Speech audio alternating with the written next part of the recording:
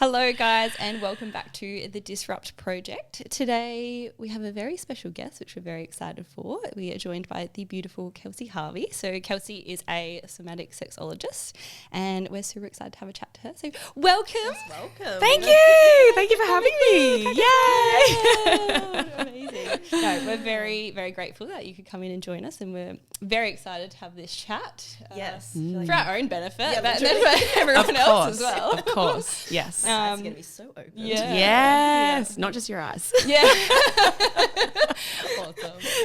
Yeah, we've kind of both followed you for a little while and then definitely listened when you're on the Polaris podcast as well. Oh, cool. So, yeah, we just love these kinds of conversations, I think, as we were saying to you. So, Yep. love to dive on in. Yes. Yes, let's do it. Can you tell us a little bit more about your story and what made you get into somatic sexology? And then what is it?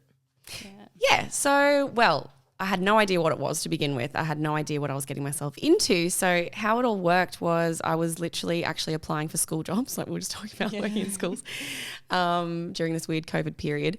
And I just couldn't for the life of me like compose an email. So I was like procrastinating and just going through my emails, and I was signed up to a newsletter with Rosie Reese. I don't know if you've heard of Yoni Pleasure Palace. Yeah, so I was on her newsletter and I opened up the email and I was like, I was reading about, the new glass dildo that was out that week and whatever. And at the bottom of the email was this sexual practitioner course. And I was like, what? And like at that time, so I like backtrack a little bit. I'd broken up with my 8-year-long boyfriend maybe like a few months prior. And then I moved to Newcastle with my best friend. And she was also single for the first time. We were just like living our single life. And I'd really discovered through podcasts like all these internal orgasms and like these glass wands. And I think I'd first heard about the rose curve that's from Yoni Pleasure Palace and how that can give you a cervical orgasm. And I'd never even heard of that. I didn't realize that you could have internal orgasms, or at least like, multiple in different types of internal orgasms, like G-spot, cervical, what have you. And I was just like, what? And so I sort of started my own really deep dive on that topic. And like, I just got really fascinated with listening to podcasts. So the more I learned, the more I'd talk to people about it and I'd get really lit up about it. And like I bought a jade egg and I bought the rose curve and I bought all these things and I was like, oh my God, people, like there's this whole other world. And so when I saw the email, the sexual practitioner course, I was just like, oh my God, the universe is talking to me. Looked into it and it was like this 12-month online, sexual practitioner course that allowed you to then bring this self-pleasure modality to others and like build your own business. And it was also as much of the work on yourself as it was like bringing it to others. So I was like, wow, maybe this is just what I need. And I was just super spontaneous. I like signed up for the discovery call. I spoke to a facilitator that night. I got a loan the next day. I booked the course and here we are. So, yeah. And so somatic sexology, I'm a certified somatic sexologist. And what that term basically means is it's like exploring sexuality through the body's own wisdom and sensations. So instead of like exploring your sexuality in like a talk therapy sense where you might sit down with someone and it's very like analytical and you're talking back and forth and it's like kind of critical thinking and using the brain, it's like we're actually going into the body in real time and like seeing what's alive in the present moment and what sensations are coming up and what emotions are coming up and what thoughts are coming up. And so by going through those layers, you can really work through all these blocks that might be preventing you from like stepping into your pleasure and like opening up and receiving completely. Because like there's so many things that block us, especially women, when it comes to opening up and receiving like sexually. So the beauty of self-pleasure is like you can go through so many layers that you didn't even realize you needed to because it's the body talking. It's like you might dive in and you could come to me with like a certain intention or issue, and once we actually close down the eyes and like drop into the body, it'll be like, hey, there's actually like this emotion that's been sitting here for months that we need to work through. Or like, hey, there's this like tightness and tingling and like this grief or, resentment that's been sitting in my stomach that's going to come up first, which you probably wouldn't get to if you were just like talking about it with a therapist, if that makes sense. So it's pretty wild stuff. So it's essentially, is it like because I've done other courses with like energetics and like NLP and stuff. So it's like different parts of the body refer to like different things that you would understand. It can there's sort of like a generalized idea of that, I suppose. Like you can store grief in like your neck and shoulder area, but it differs person to person. Like I could have something that's, you know, really in my throat, and it just means that I need to speak out about something. And there might be something in your stomach, for instance, that, you know, is like some more of an emotional based thing. And it just depends. It just depends. Every body is literally different. You never know. How good. And then so you hold your self-pleasure circles, as you were saying before, as well. And I think a lot of people's minds would instantly go to like masturbation. So everyone's not masturbating in a circle. No. Well, not yet. I mean, the option's there. But no. So this self-pleasure is different to masturbation. So that's a good point. Thank you for bringing that up. So masturbation is generally like goal-focused, right? Like we go into it with an outcome. We want to achieve the big O. We want to have an orgasm. Like we want to get off. We want to have a good time. This self-pleasure, there is literally no goal, no outcome. It's like, it's much more of a deeper, intuitive, embodied practice, and you never know where it's going to go. And like you could actually cultivate your sexual energy during a self-pleasure session, but without that focus in mind, without that goal, because once you like cultivate your eros, it's like life force, creative energy. So if you can actually cultivate it, but not expel it and like get rid of it and deplete yourself, it's like the things that you can create is like energy, amazing. Cool. So very different. Amazing.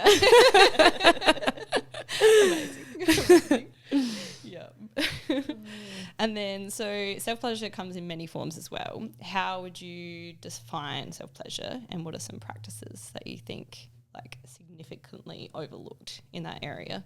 Well, so this self-pleasure, I guess, is kind of like what I've touched on in just like journeying with the body and what's alive in the present moment, and how can we navigate those sensations and emotions according to like what they need. So like in a self-pleasure session, we use the tools of sound, breath, movement, and touch.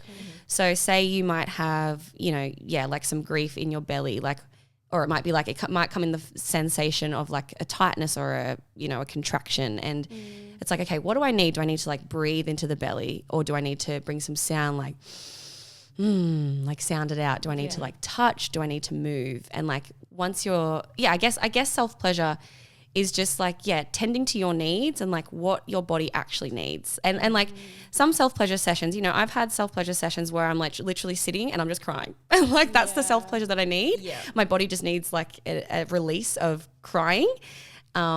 And then there could be other sessions where I'm like on the floor rolling or screaming or punching or like, you know, full like just mode. Like, so I think, that self-pleasure is, it's just really like, it's really intuitive, and it's really based on what does your body need right now. But other what did you say? What was the second part to that? Sorry. What practices are like overlooked? I guess like just sitting down with yourself for 5 minutes. Like I think breathing first and foremost is overlooked, and even like you know, taking a breath halfway through your workday. You don't even have to be setting up a space and sitting down for half an hour and putting on candles and whatnot. Like it'd just be like literally taking a breath, taking 3 breaths. Like I think, and even I overlook that some days where you're so worked up and it's not even in your mind. It's like, I'm so flustered. It's like, okay, what do I actually need right now? Like, coming back a into breath. your body. And just like, like just sitting with yourself, like away from your like. I don't know. I feel like mornings, like my mornings now are so precious that I don't look at my phone. Like it's taken a long time to get to this point, but I don't look at my phone in the morning. I look at it, I hit snooze, I like keep my eyes closed, and then I put it down. I'm like, I don't want to see the light. I don't want to see anyone up in my space at this time in the morning. Like I need my time. And I think that's overlooked even. Like people are up and on Instagram straight away getting flooded with everybody else's issues in the world. And it's like, what's that doing to your nervous system at the first thing in the morning? Like what's that doing? Is that spiking your cortisol? Is that setting you up to be stressed already before you've even had a cup of tea or a cup of coffee? So I think, just like simple, basic practices are overlooked. Just like sitting with yourself. Truly. Or like doing like a 5-minute stretch in the morning. Like, you know, when you're a kid, like when phones didn't exist, you'd wake up, you'd be like, what day is it? Like, let's have a stretch. Yes, like the innocence and like the play. Like, I love laying there and just like having a stretch. Like, like I'm a kid again. Like, trying to think about like what was life like before I had a phone. Like, what would I do in those moments? Because I feel like that's just what causes us to overlook a lot of the times is our devices. Yeah, you just get caught up in scrolling or whatever it may be, and then you just like forget that. There's life within. There's life. Yeah, it's just so easy to get up and then you're just like, oh, that to-do list, I've got to do this, exactly, go do that. And it's, exactly. Yeah, just how can you just add that like 5-10 minutes that's going to set your day up like in a totally different way. Yes, and I speak about a lot of my girlfriends like have kids and that sort of thing. So it's just like that's really hectic time for them. But just having conversations of like where they can bring that within their day as well. Yeah. And they're like they notice so dramatically like the change within like how they're able to deal with like things throughout the day then as well, because they're like, I've had that time to myself now. And it's like, how much nicer does that sound? Like waking up like a little bit slower, like just taking some time out for yourself and then getting on with your day. Yes, go and get back to everyone, run around, yell at kids. And exactly. I literally give myself like 3 hours in the morning before I have to get to work, because I'm like, I need to wake up slowly. I need to make my cup of tea. I need to meditate. I need to stretch. Like I can't get up and go. Like people that get up with 5 minutes before work and go, I'm just like, oh my God, like that's making me feel on edge already. Like, I'd say I get up and go to the gym, like that's kind of, but even that I still leave like a little bit of time so I can get up, like that's have a moment. Yes. But then I also come back and then I was like, right, now do my little meditation. Yeah, practices. exactly. So it's like, that's some mornings different. I'm like, you've got to get up and you're kind of out the door. However, it's still. But that's also in like you're helping yourself sense. Like you're not like getting up and straight to work. Different form of meditation. Yeah, exactly. Moving meditation. Moving meditation first. I was doing the straight to work like fairly recently, and it got to the point, I think I said to G, I was like, if I have to rush anywhere, it's not happening. Yeah. I said, so I will take something out of my day if I have to rush to it. Yes. I was so fucking stressed. Yeah. And you do. You get to the end of the day, you're like, fuck. I was like, I haven't breathed. Yeah. Like, that's as you're right. saying, like you sit there through the day and you're like, oh, I have a breath. Right. Oh. Life force. Oh my God. Oh God. Overlooked. This kind of touches on what we've already gone through, but what would your advice to women be if they're feeling disconnected from their sexual essence? I guess playing into that numbness, a lot of people are numb. Yes. And there's a few things, I guess, to like start out on your own. Like honestly, these crystal wands and tools that are available to us can really be so helpful, and in just experimenting with like yourself and your anatomy and turning on your pleasure in that sense, because like I said, like I'd never heard of a cervical orgasm and I'd never heard of a rose curve crystal dildo, and when I heard on this podcast that just like using this wand and like really gently like, you know, hitting your first of all learning where your cervix actually sits, and using a tool like this to like gently sort of massage against it can slowly turn your pleasure back on, because a lot of the times also like depending on sexual partners that you've grown up with or like you've journeyed with, if you're exposed to like a lot of like pounding and like, you know, hardcore action, that can desensitize, that can numb. So learning to, maybe like getting a tool where it's like just learning where your cervix lies or where like the walls of your, like feeling into yourself using these tools can be a really good start. And then, I don't know, like I don't want to toot my own horn, but like booking a session with someone like me where you're actually guided by someone makes such a difference, because I think it's like, I don't know if you girls have like you're starting on your meditation journey, right? And you might have like gone back and forth between all these different apps. Like I know I did, like I tried Calm, I tried Headspace, I tried all these different apps, and it's like, okay, I'm going to sit down, I'm going to meditate, I'm going to put my headphones in and okay, is it over yet? Like, and it takes practice and it's like when you're left to do it on your own terms, it's really hard. So when you have a space or you have a guide that can drop you in and you know you can just like let go and just like receive and like go along with it, there's something about having that person guiding that just like drops you in a lot easier, and it can help you to discover these layers of yourself where you might be numb and maybe you need to like touch yourself here, or maybe you need to just breathe there and like turn it back on in that way. So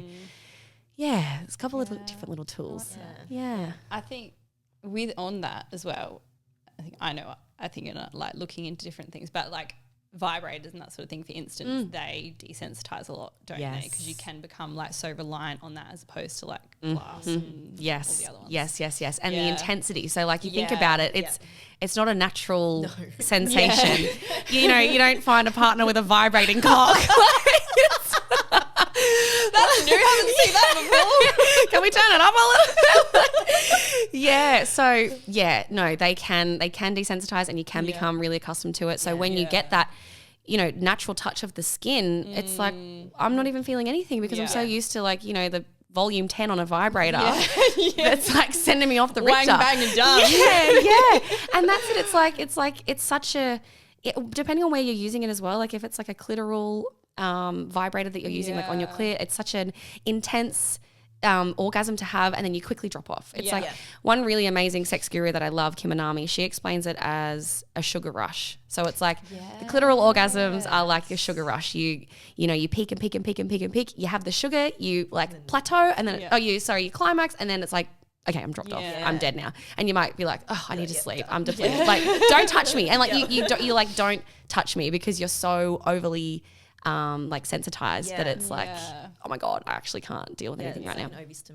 It is, yes, it's overstimulation. So by using tools where it's like glass or crystal, like really beautiful materials, and definitely no vibrating, you can start to just, naturally sort of awaken those areas that you'll be able to then feel using like a human skin. And I think the same, like with partners, sometimes like, we can experience pleasure, like you were saying, in so many different forms. And I think for some men, it can be like the orgasm isn't the only outcome. There's so much more to pleasure as well. Yes. Oh my God. I feel like just having conversations in the past, and it's like some people get so fixated on just like that has to be the end goal for the woman, and it's like no, it doesn't. It's okay. Some people get so butthurt like if it doesn't happen, I know. Some days it just doesn't happen. That's it. And it's like, it's such a beautiful dance because like obviously the men, they want us to feel pleasure and they want us to orgasm because I think that's like the greatest outcome that there is. They think that's like the ultimate like achievement,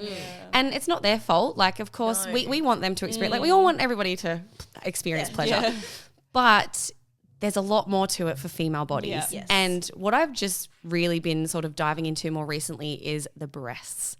So the breasts are actually like the gateway to opening up our yonis. So in Tantra, which is like I don't have the best definition on Tantra because I haven't studied it specifically, but from my understanding, Tantra is almost like a way of life. It's like a belief system, like an ancient old Taoist belief system where it's kind of like all parts of you are seen. So there's a lot of beautiful tantric sexual practices and techniques that we can use. And so in Tantra, they look at the breasts on the female bodies as your positive pole because that is what penetrates the world, right? We you think of the breasts, they're like external, they're penetrating the world, they feed children, whereas our yonis are our negative pole. It's like how we receive, right? Male bodies is opposite. So their positive pole is their cock, obviously, and their negative pole is their heart. So for women, for us to open up like sexually, we actually have to go through our heart space, which is our breasts. For guys to open up, it actually starts with their cock and then their heart will open up. So it's like, So, and you think about it, it's like, you think about even just like you go to have sex, right? And your partner is like ready to go. And then it's kind of during sex where he might be like, oh my God, like I love you, like this is amazing. And you can tell that it's like, okay, the heart's kind of cracking open. We just had to get the cock hard first. But for women, you can't just go straight in to the, it's like, no. We need to like open up first. We need to feel safe. We need to surrender. We need to be able to trust. And then I'll open up. And it's like breast massage is so amazing. That's probably one good point for women to reconnect to themselves is like a breast massage. Sorry. Breast massage, by massaging the breasts, because it is an extension of our heart space, it begins to like crack us open. And there's actually so much sensation in the breasts. Our nipples are actually like directly linked to our clitoris. So once you start to, form a bit of a practice massaging your breasts, like it might be funny at first, you might not feel anything, which is fine. Like it takes time, but the more you develop that practice and that relationship, you will start to notice like the parts of you opening up and just like letting go. And yeah, it just like allows you to go deeper and really connect with your heart first. Like it's really, truly magical. Like I can tell, like when I've done a breast massage, even for like 10, 15 minutes, I just feel like lovey and like in love with life. Like it's just like, oh my God, everything's okay. Like, but if you, like, and in sex, like getting your partner to massage you, like starting with the breasts, working their way down, like oh my God, it makes such a difference. There is such a difference between when your body feels safe and when it doesn't. Yes. Like it is actually incredible. Yeah. Because we're just, our body's just trying to protect us. Yeah. Yeah. If I don't feel safe, I'm like so in my head. Exactly. Yeah. That's it. Nothing's coming out of it. Yes. And that's why like self-pleasure sessions, like allowing you to just drop into the body, not even, and it doesn't even have to be like, you know, cultivating sexual energy. Like if I've done a self-pleasure session before my partner and I have then gone to be intimate, like I am so much more open, relaxed, feel safe, feel trusted, like because I've come into my body first. Yeah. And then he can come into my body. Yes. So it makes such a difference just dropping into ourselves first. That's a massive part of it as well. Is like it coming back to yourself. And like cultivating that relationship within yourself. Because if you don't within yourself, then it's not going to be possible for anyone else. That's it. Like if you can't trust yourself, how can you allow anyone else to try? Or like how can you trust anyone else? Yeah. Drop into your own safety. Yeah, exactly. Love that. Yeah. If there's like people in a relationship that are kind of like struggling within that area of like creating intimacy and depth within their relationship, what would your advice be for their scenario, do you think? Well, I kind of touched on the little course that my partner and I just finished last night, which was like it, oh my God, amazing. Like I just wish every couple could do this because it's allowed us to realize like what putting time aside and like doing simple practices like eye gazing and just seeing each other and like communicating openly can do. So like the first week, for instance, was soul gazing and like we just sat across from each other on the bed and like truly look, like I think our eyes were closed, and then like once the guide was like, okay, you can open your eyes and just see them as if you're seeing them for the first time. And like I was in instant tears. I was like, oh, and like all these like just emotions flooded, and it was like, oh my God, wow. Like I was kind of like, this is why I love you. And then like it was like voicing that as well, because like we don't take the time to sit down with our partners and like tell them the good things. It's like we're so quick to, you know, nitpick at like something bad that they've done or something annoying, or like if they didn't do this, they didn't do that around the house. And it's like, what about taking the time when they've done something? Like how often do you actually commend them all? Like, you know, thank them for something little, like, oh my God, you did the dishes, thank you. And like, being taught this by this facilitator, I was like, oh wow, like it's so interesting to think about that, and just like thinking about whether you sit down and check in with each other, like on where you're at in life. Like you don't have to sit down and check in about, you know, what's happening in the bedroom, because everything that's happening outside the bedroom reflects inside anyway. So, you know, like taking the time to sit down and be like, okay, what are you fearing? What are you desiring? Where are you at right now? Like, do we need to talk about anything? Do we need to move anything? Like, where are we at? And just like that open communication. I think that's probably like, first and foremost is just like communicating. And if they are in like a stuck place sexually, it's like, okay, let's sit down and talk about that, because like we could have all these desires, all these fears, or, you know, anything that we're not actually communicating because we're just getting into habit of getting in the bed, doing what we do. And it can almost be like quite mechanical. And so you might sit down and just be like, okay, is there anything that you would like to like, you know, journey with or play around with? Or is there anything that I'm doing that you're not enjoying? Or, you know, just like really communicating about it. And probably how can you explore that together and like make it curious and fun together? Instead of it being like this daunting thing. And just being open, like learning to be really open and like non-judgmental towards it, because, you know, your partner might have this desire that they are so scared to voice because of judgment. And it's just like, you know, allowing that to be voiced without judging it or anything. So I think communication is like massive. Like how are they going to know if you don't voice it? That's it. And I think even for people who have been together for a long time as well, like reigniting that sense of communication and like connection together, because it's so easy to get into the mundane and it's like other priorities, everything comes first. It's like and you change so much as well when you're with people and you go through different seasons. So it's like, how can you adapt that to where you're at within yourself and then within your relationship as well? Yes. Yeah. And I think for people, like if they are, say, in a long-term relationship and things are getting a bit stale in the bedroom or whatever, a really good resource is your sexual blueprint. Have you girls heard of that? I've heard of it. I haven't So you just Google it, sexual blueprint, and it'll give you 4 different types of blueprints, I guess. So it's either, so you can be like a sexual type, an energetic type, a sensual, or an did I say energetic? What's the other one? I can't remember. Sexual, sensual, energetic, and one other. Yeah. And basically it means how you best operate in sex. So like if you're sensual, for instance, you love, like having your space set up, like candles turns you on and like dim lights turns you on and like going really slow, like that massage is probably what turns you on the most. Whereas people who are energetic, like, get turned on by like maybe like hands hovering over you and like feeling that energy or like using different materials like a feather or like a scarf or something and really cultivating the energy. If you're a sexual type, you're more stimulated by like what you see visually. Like seeing, your partner's top come off, like you're turned on sexually. And just discovering what type you actually are can really make a difference because your partner could be doing all the wrong things that just doesn't tick your box. And, they don't know that that's not for you and you might not know that that's not for you. Like doing this quiz can really help you to just discover what type you actually are. And you might be surprised at what you actually resonate like more love with. languages of sex. It is. Yeah, it is. It literally is. Yeah. Cool. It's really interesting. Yeah, that is really cool. Interesting. I think our last question we did really just touch on how can women and men deepen their orgasms and intimacy. What about any orgasm tips? Orgasm tips. Well, it's all it's just comes back to the body. Like, I mean, especially for women, we really need to be open and surrendering and trusting and feeling safe, like we've just touched on, to achieve that because we're so up in the mind. We can't just jump straight in and go really quickly and expect to open up enough that we are wet for one, we're turned on, we're feeling safe, we're open, we're receiving, and then we're going to achieve orgasm. Like it just doesn't happen like that.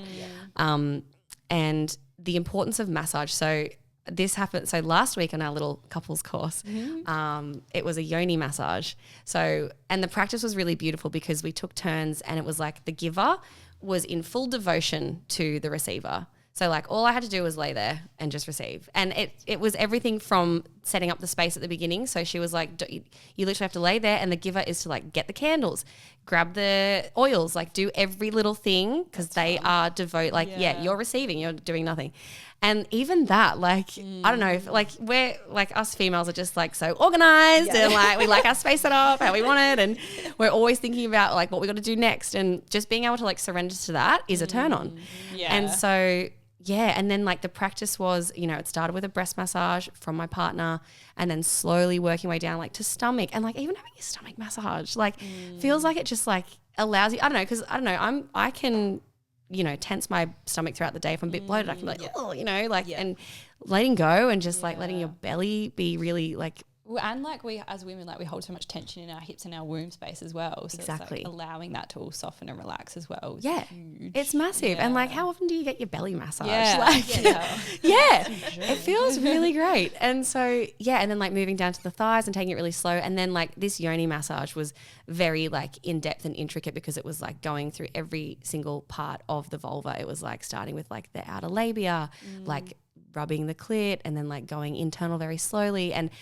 And I think just from being able to surrender completely and know that like I didn't have to do anything, my mind could switch off.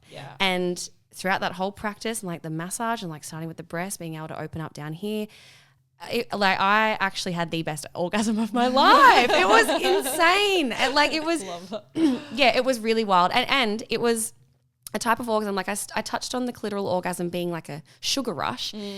I've always heard about like all these sex gurus that I follow talking about like how internal orgasms are like, they're like a gourmet orgasm. It's like they're meant to keep you going and they can last long and you can just like, you can create so much and like go about your day. It's not like that depleting, like, you drop off the face of the earth kind of orgasm. Yeah. Where, like, it's like if you have an internal orgasm, it gives you life almost, Yeah. whereas the clitoral takes away your life. Yeah. And for the first time, I truly experienced that. Like it felt like how I described it to my teacher. It was like a wave that just kept like going and going and going. And afterwards I felt energized and like I was so lovey and just in my own little golden bubble. Like it felt so it was truly amazing. So golden orgasmic bubble.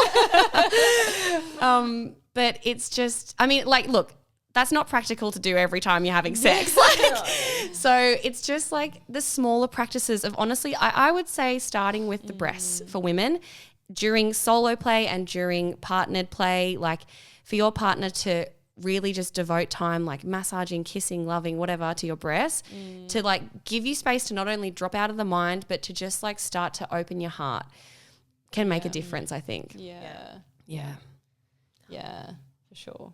Coming out of that head, but It's and also like for even like if there's space and time available to do so, like trying to just take 5 minutes, 10 minutes beforehand to even maybe do a guided meditation, like just dropping in or just like shutting your eyes and like taking a few deep breaths if that's available. Like obviously things get hot and heavy and heated pretty quickly in the bedroom. So it's not always practical, but just trying, or like, you know, if you have the time to maybe, I don't know, do what you need to do, like get your tasks done so that you know that you can come into it and your space is already set up and you don't have to worry about the washing or, you know, getting some of your to-do list done, ticked off if you can. But it's hard. So in the moment, I think breasts are probably like the way to go for us to. Making yourself feel good beforehand, like have your shower and Exactly. then, like, get your body oil going and like romanticize a little bit. Yes, sure. 100%. And then again, just another aspect of like coming back into like feeling your body as well beforehand. So Exactly, And for men, I think breath is probably the most important tool for guys when it comes to orgasm and like extending that. I know this firsthand from the lingam massage that I gave last night, which like my partner voiced afterward, because like the teacher was sort of guiding and like I'm like massaging in all sorts of ways, and she was guiding the breath, and I think it was like kind of he had to like bring his breath down into his cock but then bringing it back up and kind of like going in like a circle, just kind of like circulating that breath to come up like through the spine and then back down, as opposed to just like everything focused here and then boom. And he said, he was like, wow, that made such a difference. Like just being able to sleep, because you find like if guys are getting, and girls, if they're getting close to orgasm, it's like your breath sort of gets a bit shorter and shallower and it's like quick and it's like, oh my God. And like you forget to breathe.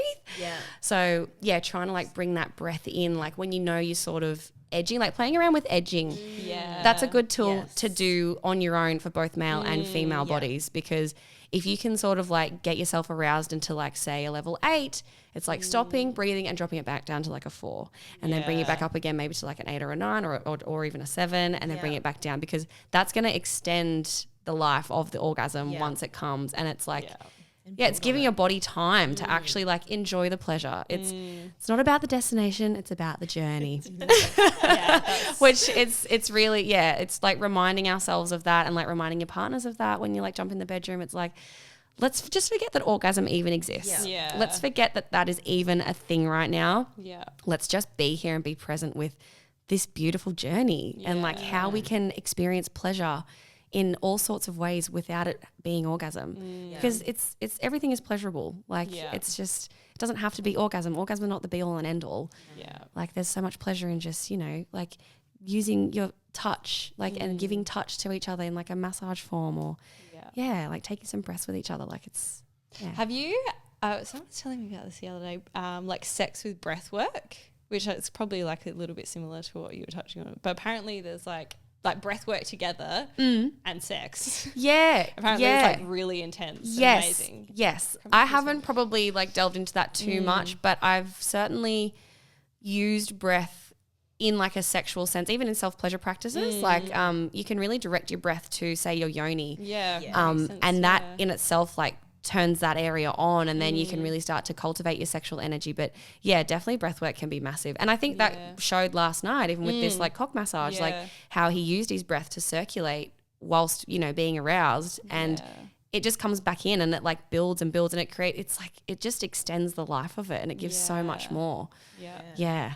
There's so much to learn. There's so much to learn. I feel like I've learned this much, truly. Like there's so much to learn. And there's always new things that will come out. Exactly. Yeah. I think as well, like for all the single gals, you probably don't get that experience with the partners you're having sex with.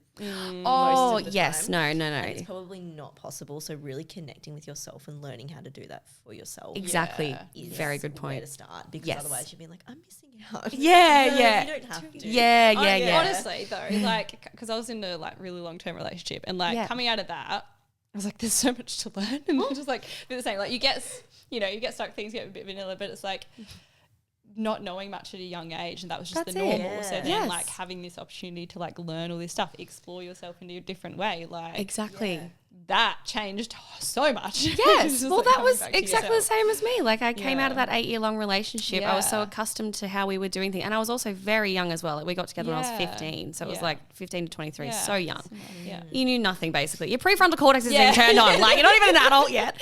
And it was like listening to podcasts about these rose curve wands, and I was like, oh my God. And so I think being single is actually a really beautiful chance to discover, what do I actually want? Like there's no one else here to tell me how it should look, how we should do things. You know, it's all about me.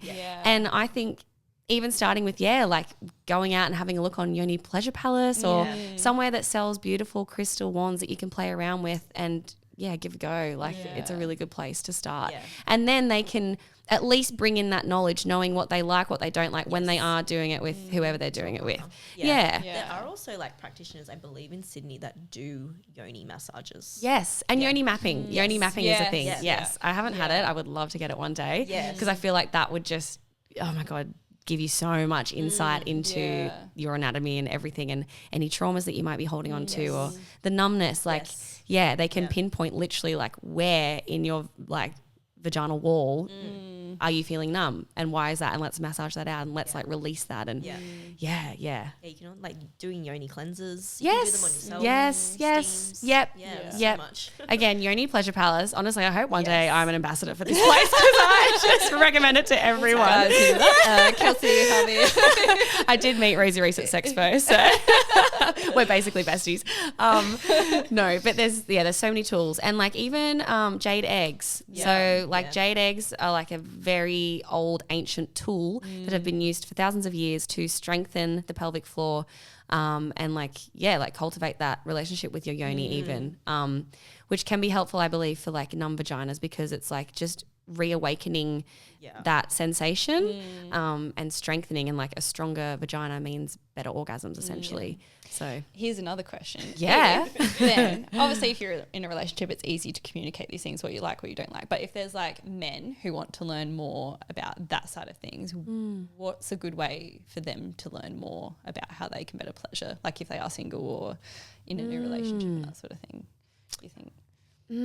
Well, it would come down to the individual, I guess. So, that's a tricky one. I guess if they're single and dating, like having a chat to the person. Like I know that it's so hard to not just jump straight in, but taking 5 minutes even before, like, going to third base or whatever. I think that would just show the respect to the woman, which would essentially allow her to open up and feel it's like so attractive as well. It's super attractive. Like? Exactly. I think just like, again, communication, like even when you are dating, it's like just making that time for that, because it's so, it's so, dating and having sex with random people is just such a funky time. It's really funky. It's really funky. So I think, like at least taking the time to even set boundaries, or just discuss what are you into, what are you not into, like and asking, like, are you happy for me to touch your breasts? Like I think if men are going to take anything away from today's talk, it's go through the breasts. And if they're single, just like checking in, like go slow and like go through the breasts. Like don't just focus on the yoni, don't just focus on the vulva. Look at the woman as a whole, and like start with everywhere else but that, because that is going to allow her to really let go and surrender. So I think if they can focus on anything but that to begin with, it's a good start. Yeah. And not just what they want. Exactly. Yes. Yeah. Because it is truly so don't like a attractive selfish when they one. are. No. Yeah, it's really attractive when they can ask you Yeah. and devote to you. Yeah. Mm. Yeah. Yeah. 100%.